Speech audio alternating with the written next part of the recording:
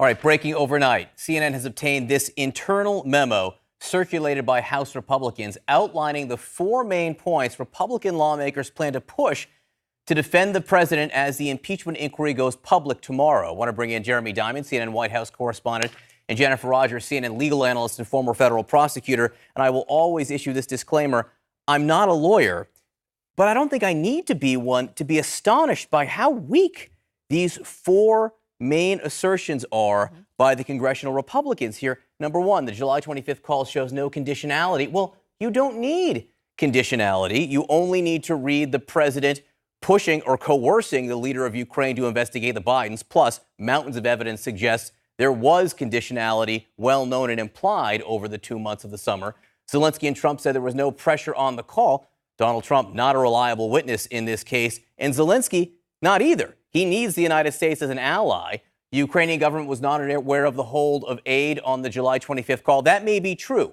However, they were aware into August, and also they were aware that a meeting was being held up by the 2 leaders. And number 3, the security hold was lifted on September 11th. Yeah, after the White House knew about the whistleblower report. Now, I've been looking at this, Jen, and it is the most comprehensive defense that Republicans have issued. That in of itself is interesting, and they have some interesting evidence and arguments here. But if those are their 4 main points, they don't have a lot to argue.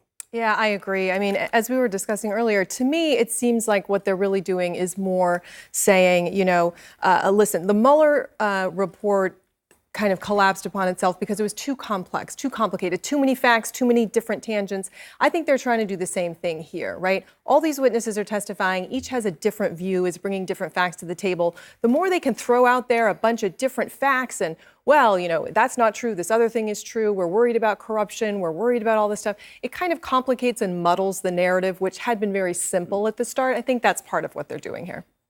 I think it's also partly about making it all about the call. And this is where I think it's interesting because President Trump and Republicans are kind of on the same page now for once, which has not always been the case throughout this impeachment proceedings. I think Republicans, and I've heard this from my Republican sources, from White House officials I've talked to, think that the call is less damaging than the overall pressure campaign that took place over months and months and months, which is, again, a lot harder to understand by piecing together the testimony from different witnesses versus saying, okay, but maybe you can interpret the call this way, right? And the other thing that I've heard from Republicans is that you don't have, as of yet in this testimony, direct evidence of the president telling one of his officials, we are going to carry out this quid pro quo involving security aid for Ukraine and the pressure for this investigation, right? Even Gordon Sondland, for example, says, I presume that this was the case. We haven't heard yet from Rudy Giuliani, of course. We haven't heard yet from Mick Mulvaney. And so that, I think, is a big part of this. We do, however, have the transcript of the call, right? We have the loose transcript of the call, which was the first piece of evidence we got here. And the president says, do me a favor. And then he later says, there's a lot to talk about Biden's son, that Biden stopped the prosecution. Talk to the attorney general. That would be great. But Republicans will argue that is open to interpretation, whether that is a quid pro quo, whether that is direct military security assistance. I understand they'll make that case, but you don't necessarily even need a quid pro quo to make the case that you are coercing a foreign leader to do something. It's also interesting, too, though, because it speaks right to what we know is the way that the president does business. And we know this from Michael Cohen, and we know this from repeated officials, is that, well, they will point to it and say, I didn't do anything directly here. And as long as there's no record of me, President Trump, telling Rudy Giuliani to do this, my hands are clean. Yeah, and of course, the reason that we don't have that evidence is that all of the people who are holding that evidence inside of them are refusing to testify because the White House is stonewalling. So, that's part of this as well. And they're going to have a big obstruction count in the impeachment articles, but it's still not as good as getting that evidence of it coming from the I will say we do have tweets from Rudy Giuliani saying that everything I did, all of my behavior was on behalf of the president. So there is that evidence.